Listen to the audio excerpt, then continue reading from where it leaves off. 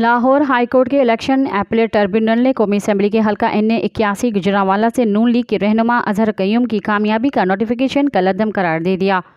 Lahore high court کے election appellate tribunal کے جج جسٹس شاہد کریم نے سنی اتحاد کونسل کے بلال اعجاز چودھری کی درخواست پر منگل کو سماعت کی۔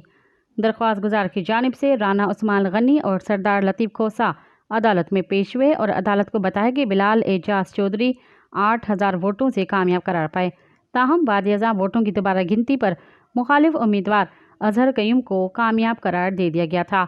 بعد ازاں عدالت نے سنی اتحاد کونسل کے امیدوار بلال اعجاز چودھری کو بطور MN بحال کر دیا۔ مزید خبرن ऐं तफ़सीलात लाइ विज़िट कयो असांजी वेबसाइट www.awamiNewsHD.com ऐं ॾिसंदा रहो अवामी न्यूज़ HD।